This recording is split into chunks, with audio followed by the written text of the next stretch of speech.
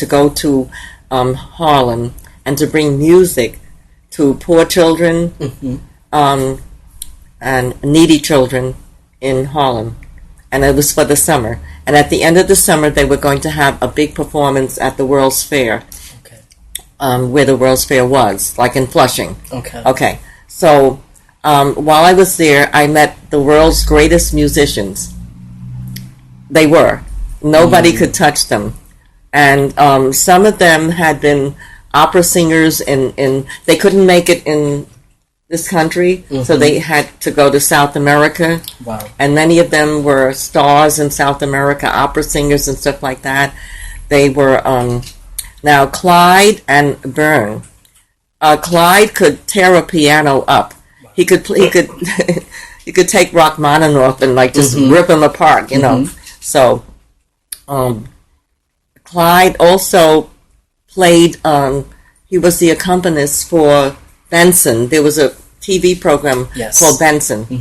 And so Clyde was the accompanist, and I used to drive him up to the Catskills so that he could play for Benson. Wow. And I got a seat right up front, and I got all I could drink and all I could eat, and it was marvelous. Was he responsible for the theme song of Benson? No, I don't think so. Okay. I don't think so. But just some of He just played it. Yeah, he played, And then Byrne, he lived on the first floor, and he had a grand piano, and so I would pass by. I deliberately passed by because I didn't live near him, but he wasn't that far. But on the way home, sometimes I had to be in that neighborhood, so I would park my car and just stand near his window and listen to him playing the piano. And then when he finished, and I would call him, he would come to the window. I say, Byrne, here I am. And he was marvelous. He became a conductor at Lincoln Center. He was only 29 years old. Wow. And he was just unbelievable.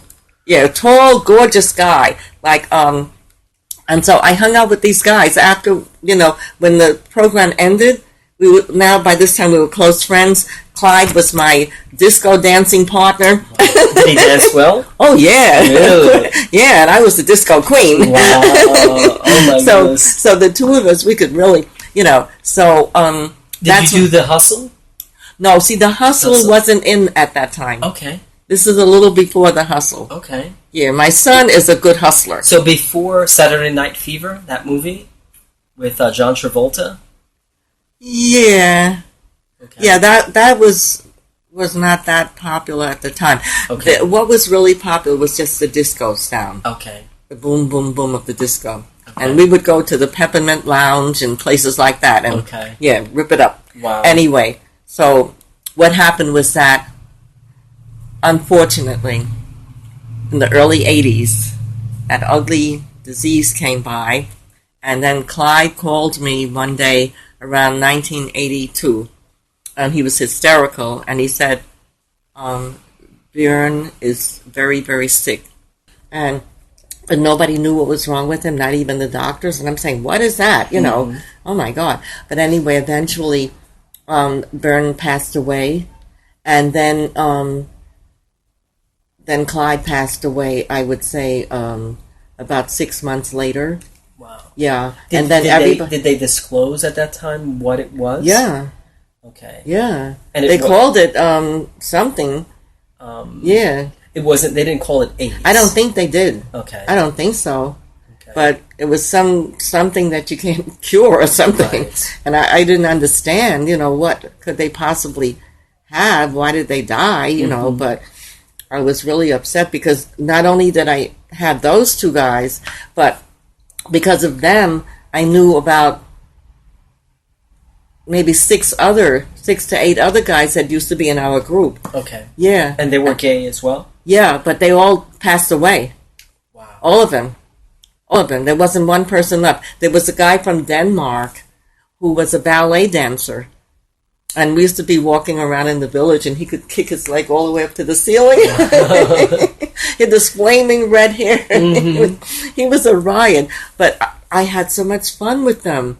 And then I could, express myself with my music and stuff like that. Because I love the piano. I love to play.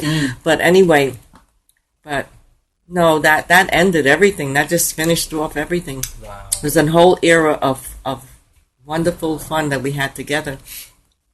So you were inspired to write this poem after or before the passing of...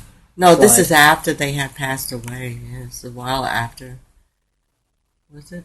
Wait a minute, let me think. It wasn't that long after, but it was after they had passed away, though. Okay. And this one is called... Two Men and Others Like Them. Wow. Two, TWO. Wow. Two Men and Others Like Them. And it was for Clyde Williams and Byrne Camp. I loved them both and sought to have their art decorate my life when a stealthily, nameless malevolence bombarded their bodies, leaving bare and discernible the oozing sores of strife, whose roots cut deep into the core and ate at their very existence. It was a thing that eventually killed them, pushing them and their kind to the fore of news media worldwide, world over and to its end. But I never recognized their names: homo, fag, fairy, queen, gay. Masters of Chopin's pianoforte and Gustav Mahler's resurrection they were, and will always be my friends. That is a beautiful dedication to two wonderful people that you had in your life. In Native American culture, how do they view gays? They love them. Okay.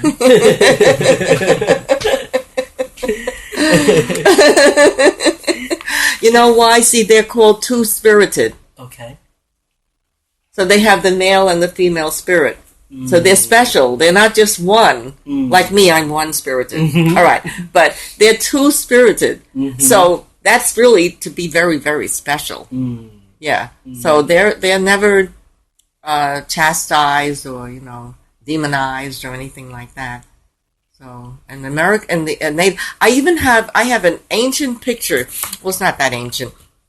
I'm going to find it and I'll show it to you. But it's two Native Americans. One is and one isn't. Whatever. No, they both are, I guess, because I don't know how that works. But anyway, one looks like do they both look like females? I don't remember. But I'll show you the picture and you can see. And they are the first two-spirited people I've ever seen, But in the Native American community, at the community house, there were quite a few two-spirited people there. And we all knew them and loved them, but we saw some of them pass away too. Okay. Yeah. So that must have been a shock. A disease that had no name back then afflict and take the lives of your friends.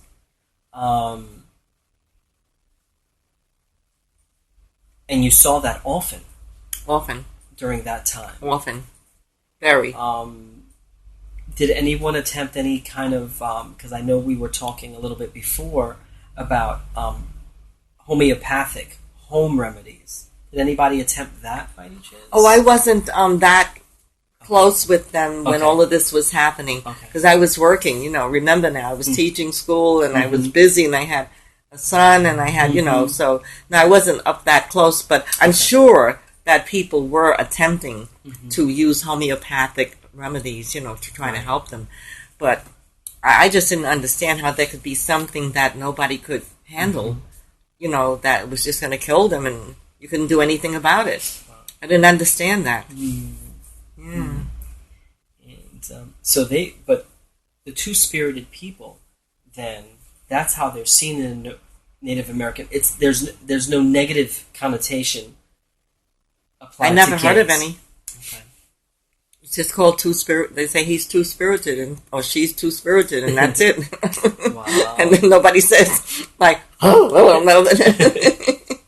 Nobody makes any comment, because it's acceptable. So I don't know. What made you decide to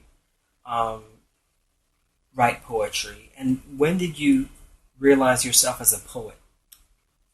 Well, this started, I must have been 9 years old in the public schools. Somebody came around and they wanted samples of writings on subjects or on certain topics or whatever. And then I know I did the assignment, and then the particular teacher called me aside and said that my work had been, they liked my writing.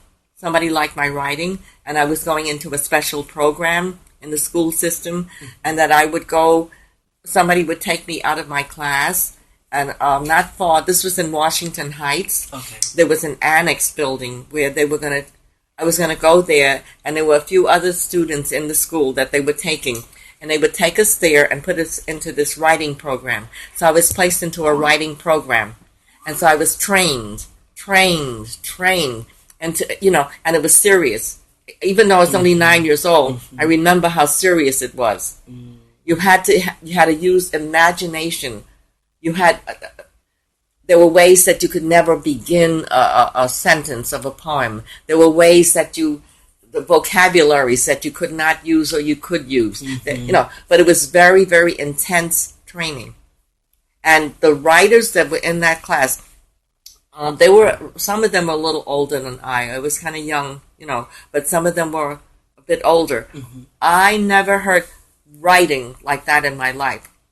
And I knew, I was only 9, but I knew that it was good writing and that it was extremely unusual. Extremely. And I thought along the way that I would hear the names of some of those people that were in that program. And I didn't, and I don't know why. I said, what happened? Why? Because, oh my God, the writing that they did. And so, having been exposed, at first I was a good writer, but then having been exposed to those writers also who were just the tops, they were all children, but they were the tops. And so I picked up various approaches, to how to become really very creative and inventive with the writing, because of the other students that were in that program, and that's why. Now, I call you Morgana, and I know we're running out of time, but I have a question that has been on my mind for a while, and definitely on my mind. I know I call you Morgana, but your last name, you go by Morgana Speakslow. So far, you haven't speak slow. Why speak slow? Because my mother said that my great-grandmother, my mother said she doesn't think she spoke English. And she said that, but she spoke, you could hardly hear her. Right. So it was supposed to be speaks low, really low. So I'm supposed to speak, but I don't speak low. Slow. I speak, fast, and I speak loud. So anyways, it's not so. And that's why you're a real loud radio. So it speaks low. Yes, right, speaks low. Wow. And you also go by September Miles. Well, that was for a book, a detective book that I wrote, and it was a good book, but it was about members of my family, and one of them, it was a detective story, and some of the younger members of my family were a little nervous about having the book become real popular, which it was at the time. A lot of people read it. I loved it. It was a good book. It had everything in it. Everything. But unfortunately, my brother was shot as a police officer, and that's what the story is about. And so they thought that they don't want that known. They don't want people to know who he is or where he is or whatever.